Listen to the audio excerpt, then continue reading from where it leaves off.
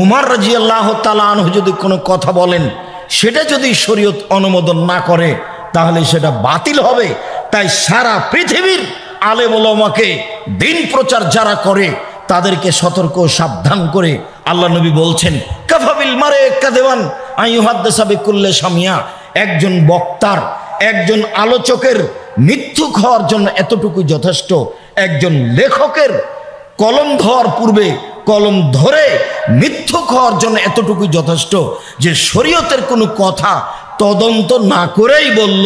যদি তদন্ত না করে বলে তাহলে সে মিথ্যুক, সত্য হলেও মিথ্যুক। ধর্মের কোনো কথা তদন্ত না করে বলতে পাবে না, এ কথা রাসূল সাল্লাল্লাহু আলাইহি সাল্লাম বলেন। তিনি বলেন, পৃথিবীর মানুষ বাল্লিগু আন্নী ওয়ালা আয়া, আমার একটি কথা জানা থাকলে অন্যকে বলো। পৃথিবীর মানুষ আমার একটি কথা জানা থাকলে অন্যকে বলো। ওয়া হাদ্দিসু আন বানি ইসরাইল ওয়ালা হারাজ, বানি ইসরাইলের কাহিনী বলো, কোনো দোষ নেই। দিন ধর্ম প্রচারের জন্য জোরালোভাবে আদেশ দিলেন দুই বাক্যে। এক বাক্যে বললেন, আমার একটি কথা জানা থাকলে অন্যকে বলো। লোকটা বাম হাতে পানি খাচ্ছে, আপনি বলুন যে বাম হাতে শয়তান খায়। বাম হাত হচ্ছে পেশাব পায়খানার জন্য, ডান হাতে খান। একটা আপনি দেখলেন অপছন্দ কর্ম, বলে দিলেন। আপনার জানা ছিল নবীর একটি কথা। তারপরে তিনি বললেন, বানি ইসরাইলের কাহিনী বলো। বানি ইসরাইলের কাহিনী কি? অবশ্যই তা সত্য হতে হবে। যেমন আজ থেকে নিয়ে হাজার হাজার বছর পূর্বে একটা লোকের কাছে জমি কিনে নিয়েছিল। জমি কিনে নিয়ে যখন জমি চাষ শুরু করলো, ফাওয়াজাদা ফিল আরদে জাররা, জমি চাষ করতে গিয়ে একটি স্বর্ণের পাতিল পেল। তো জমি ক্রেতা জমি বিক্রেতার কাছে পাতিল নিয়ে গিয়ে বলছে, খুদ দাহাবাকা মিন্নি, তুমি আমার থেকে স্বর্ণের পাতিল নিয়ে নাও।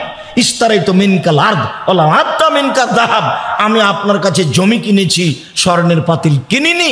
আমি আপনার কাছে জমি কিনেছি, স্বর্ণের পাতিল কিনিনি, আপনি স্বর্ণের পাতিল নিয়ে নেন। তখন বিক্রেতা বলছে, বাইতুল আরদ ওয়া মা ফিহা, আরে যাও, জমি বিক্রি করেছি, জমিতে যা ছিল সব বিক্রি করেছি, ওই স্বর্ণের পাতিল নেব না। হাজার হাজার বছর আগেকার এই কাহিনী। এরকম কাহিনী হাদিসে একাধিক রয়েছে, সেগুলো বর্ণনা করো। এই কথা বলার পরে তিনি বলছেন, মান কাযাবা আলাইয়া মুতাআম্মিদান ফালিয়াতাবাওয়া মাকআদাহু মিনান নার। পৃথিবীর মানুষ শুনে রেখো, কেউ যদি কোনো কথা আমার নামে বলে, সেটা যদি আমার না হয়, কেউ যদি কোনো কথা আমার নামে বলে, সেটা যদি আমার না হয়, তাহলে তার থাকার জায়গা জাহান্নাম। পাগড়ি যত বড়ই হোক, তাহলে তার থাকার জায়গা জাহান্নাম। জুব্বা যত বড়ই হোক, তাহলে তার থাকার জায়গা জাহান্নাম। তার সামাজিক মান মর্যাদা যত বড়ই হোক না কেন, সে নিজেকে রক্ষা করতে পারবে না সামাজিক মান মর্যাদা দিয়ে, সে নিজেকে রক্ষা করতে পারবে না পাগড়ি দিয়ে, সে নিজেকে রক্ষা করতে পারবে না আপনার এই জুব্বা আল খাল্লা দিয়ে, সে নিজেকে রক্ষা করতে পারবে না বক্তৃতার নামে, ধর্মের নামে, আলেম ওলামার নামে ইউটিউবে হাইকোর্ট জজ বিচার করে নেওয়া। এগুলো অহেতুক ফালতু মানুষের কাজ। যা মুখ দিয়ে বলছে অবশ্যই তা রাসূলের হতে হবে, অবশ্যই তা আল্লাহর হতে হবে, অন্যথায় ও জাহান্নামে চলে গেছে। মাওলানা সাহেব চলে গেছেন জাহান্নামে, বুঝতে পারেননি তার কত বড় বিপদ সামনে। ওযু করেন, ঘাড় মাসা করেন, ভালো কথা। যদি ঘাড় মাসা না থাকে তাহলে হুজুরের কি হবে? দুরূদে ইব্রাহিম পড়েন, ভালো কথা। আল্লাহুম্মা সাল্লি আলা সাইয়্যিদিনা মাওলানা নাবিয়ানা মুহাম্মদ পড়েন দুরূদ। যদি রাসূলের না হয় তাহলে আপনার কি হবে? বালাগাল্লোলা বে কামালিহি কাশাফাদ্দ যাবে জামালিহি হাসনাত জামিউ খেসালিহি সাল্লু আলাইহি ওয়া আলিহি। দুরূদ পড়েন, যদি রাসূলের না হয় তাহলে আপনার কি হবে? রাসূল সাল্লাল্লাহু আলাইহি সাল্লাম ধর্ম প্রচার করতে বললেন, কিন্তু এইভাবে শক্ত ঘোষণা দিয়ে বললেন। আল্লাহর নবীকে জিজ্ঞাসা করা হয়েছিল, মা উতিয়াল খাইরু মিনাল্লাহি তাআলা লিল ইনসান, আল্লাহ যেসব নিয়ামত মানুষকে দিয়েছেন তার সবচেয়ে উত্তম নিয়ামত কোনটি? আল্লাহ তাআলা মানুষকে অর্থ সম্পদ, জমি জায়গা, বাড়িঘর দিয়েছেন, আহাল পরিবার দিয়েছেন, তার সবচেয়ে উত্তম কোনটি? তখন রাসূল সাল্লাল্লাহু আলাইহি সাল্লাম উত্তরে বললেন, আল খুলুকুল হাসান, তা হলো ভালো চালচলন, তা হলো সদাচরণ। নওয়াস ইবনে সামআন রাদিয়াল্লাহু তাআলা আনহু বলেন, আমি একদা আল্লাহ রাসূলকে জিজ্ঞাসা করলাম, আল্লাহর নবী, মাল বিররু ওয়াল ইসম, নেকি কি জিনিস আর পাপ কি জিনিস? নেকি কাকে বলে, পাপ কাকে বলে? তখন রাসূল সাল্লাল্লাহু আলাইহি সাল্লাম বললেন, আল বিররু হুসনুল খুলুক, নেকি হলো ভালো চাল চলন, নেকি হলো ভালো আচরণ, আর পাপ হলো যা অন্তরে ধাক্কা খায়। এদিকে বক্তব্য চলছে আর বাহিরে ঘোরাঘুরি করছি, এটা কি ভালো আচরণ? ও কি বলতে পারে যে আমি ভালো আচরণ নিয়ে আছি? এখানে মেহমানেরা কথা বলছেন, আরে সামনে থেকে 4-5 জন ব্যাগ নিয়ে উঠে চলে গেলেন, তা আপনার এখানে সামনে না বসাই ভালো ছিল, মেহমানেরা তো দেখলো। আমি আসলে এত অপছন্দ আচরণ আশা করিনি। হাইকোর্টও ছুটেনি, জজ কোর্টও ছুটেনি, মামলাও হয়নি, গাড়ি ছুটে যেতে পারে, কালকে যাব। তারা কথা বলছেন, আপনি ব্যাগ বকচা নিয়ে এখান থেকে দ্রুত এভাবে চুপে চুপে নিচু হয়ে কোথায় যাচ্ছেন? এটা কি? রাসূল সাল্লাল্লাহু আলাইহি ওয়াসাল্লাম বলেন, ইন্না ফিল জান্নাতি লা গোরাফ ইউরা যাহিরুহা মিন বাতিনিহা ওয়া বাতিনুহা মিন যাহিরিহা।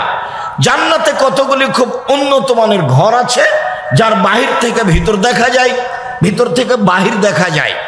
তো সাহাবীগণ বললেন, লিমান হাজিহি, এত দামি ঘর কে পাবে?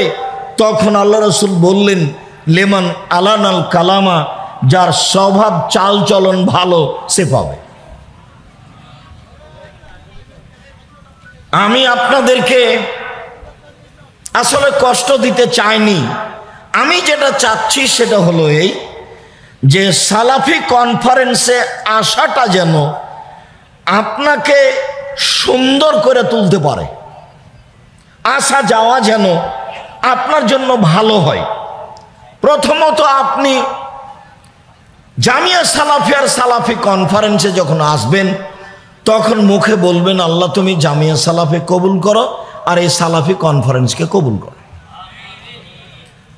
আর আসবেন যখন, তখন জামিয়া সালাফিয়াই অন্তত 10টা টাকা, অন্তত 10,000 টাকা, অন্তত 50,000 টাকা, অন্তত 10 লক্ষ টাকা দিব, এরকম একটা নিয়ত নিয়ে আসবেন। অবশ্যই আপনি জামিয়া সালাফিয়াতে দেন বলেই, জামিয়া সালাফিয়া রূপগঞ্জ নারায়ণগঞ্জে এখন প্রায় 60 থেকে 70 বিঘা জমি, যার 50 বিঘাই কিনা, সেটা কি ফ্রি কিনা হয়েছে? সেটা কি আমি টাকা বানালছি? আমার কি টাকসাল আছে?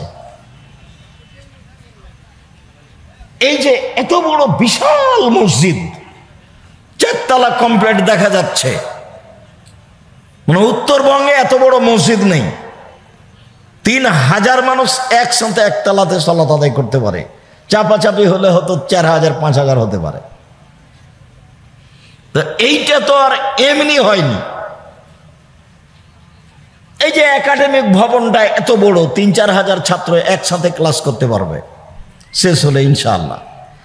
জামিয়া সালাফিয়া রূপগঞ্জে এত বড় মসজিদের কাজ চলছে, তো এটা কি এমনি খোলা দিয়ে আপনি দিয়েছেন? আপনার কোনো ভাই দিয়েছে? জামিয়া সালাফিয়া কোনো সংস্থা দিয়ে চলে না, কোনো বৈদেশিক পয়সা দিয়ে চলে না। আর এত বড় মসজিদ তৈরি করার সাহস কোনো সৌদি কুয়েত কাতারের কোনো বিত্তশালী সহজে সাহস করবে না, যার পাইলিং খরচ আছে 5 থেকে 6 কোটি টাকা, যেটা নিচে মাটি শক্ত করার জন্য করা হবে। ধীরে ধীরে দেখা যাবে, একদিন হয়ে গেছে ইনশাআল্লাহ, হবেই। 2013 সালের 24শে আগস্ট রোজ মঙ্গলবার সকাল 11টার সময় জামিয়া সালাফিয়া হাঁটাবো, বীরহাটা, রূপগঞ্জ, নারায়ণগঞ্জ, ঢাকা। কাঁঠাল গাছের নিচে বলেছিলাম আমার হাতে টাকা নেই, এ কথা সত্য। এখানে প্রতিষ্ঠান গড়বে, এ কথা সত্য। ইনশাল্লাহ গড়বেই গড়বে।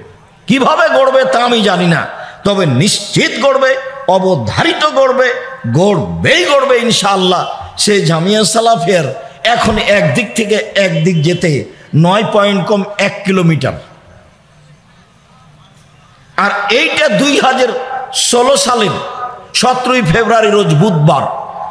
এখানে বলেছিলাম, এখানেও কাঁঠাল গাছ ছিল। এই কাঁঠাল গাছের নিচে খোলা মাঠে বলেছিলাম 2016 সালের 17ই ফেব্রুয়ারি রোজ বুধবার। আমার হাতে টাকা নেয়, এ কথা সত্য।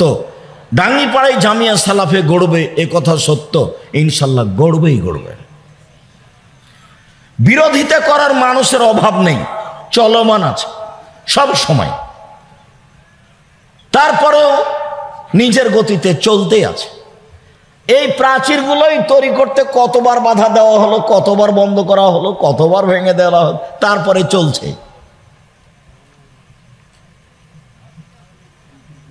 সম্মানিত দিনী ভাই বোন, আমি চেয়েছি জামিয়া সালাফের সালাফি কনফারেন্সে আসবেন মানে আমি আপনার চাল চলন, কথাবার্তা আন্তরিকভাবে, একান্তভাবে ভালো কামনা করি। তাতে থাকবে মনোযোগ সহকারে বক্তব্য শোনা, তাতে থাকবে কিছু তাসবিহ তাহলিল জিকির আজকার করা, তাতে থাকবে কিছু টাকা পয়সা দান করা, তাতে থাকবে কিছু বই পুস্তক ক্রয় করা।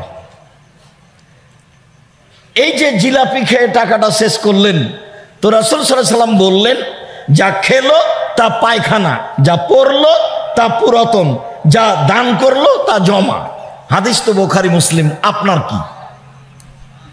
যা খেলো তা নষ্ট হলো, মা আকালা ফাফনা, যা খেলো তা নষ্ট করলো।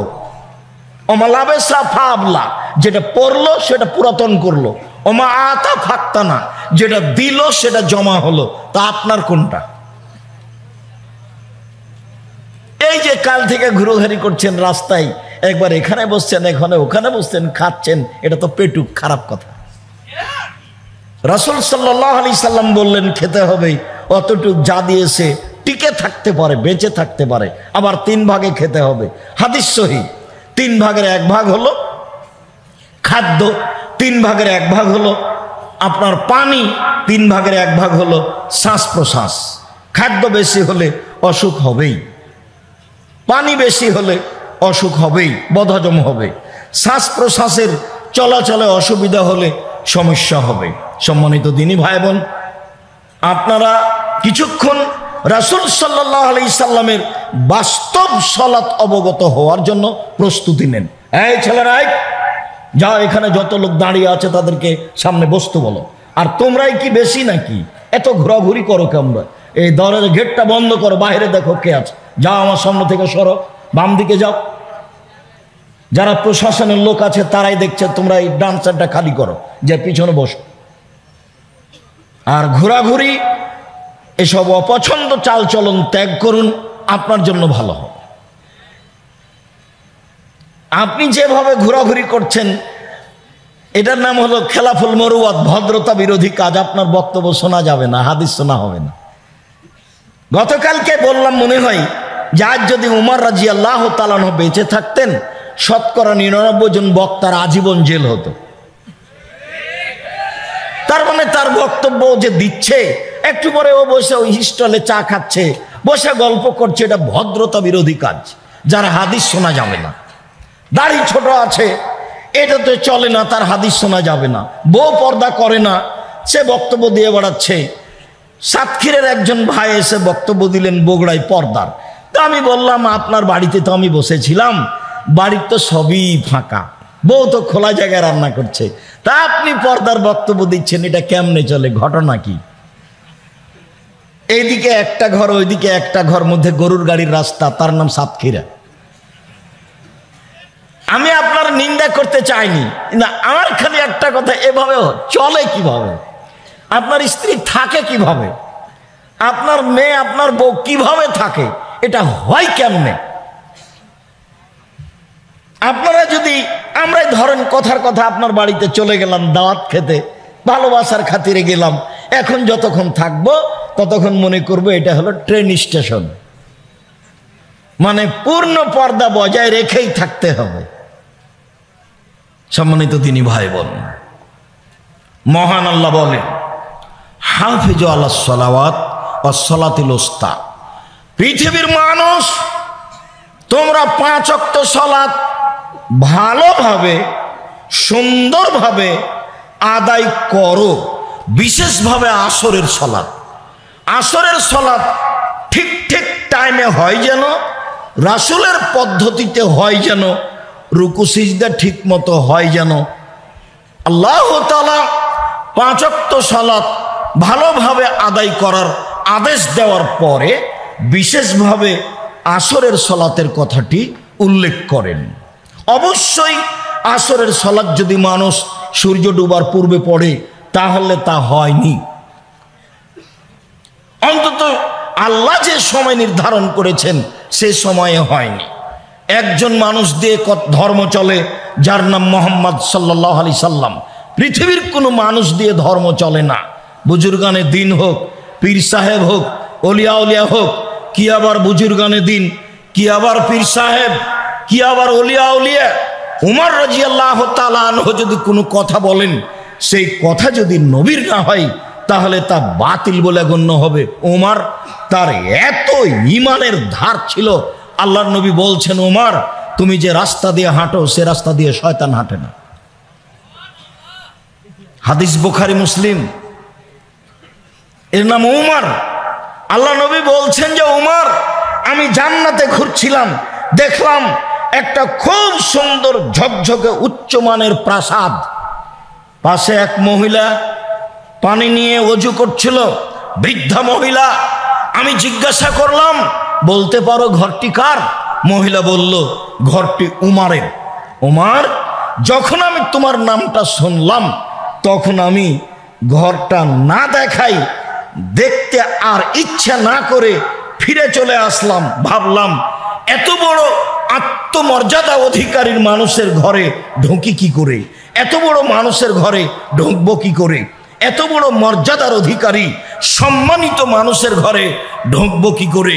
আমি তোমার আত্মমর্যাদাকে হিসাব করে তোমার ঘরটার ভিতর দেখিনি, যার বাহির এত ঝকঝকে ভিতরে বা কত ঝকঝকে। তো উমর রাদিয়াল্লাহু তাআলা বলছেন আল্লাহর নবী আপনি আমার আত্মমর্যাদাকে খেয়াল করেন। এই বলে তিনি চোখের পানি ঝরঝর করে ঝরিয়ে কাঁদতে লাগলেন। ইনি উমর।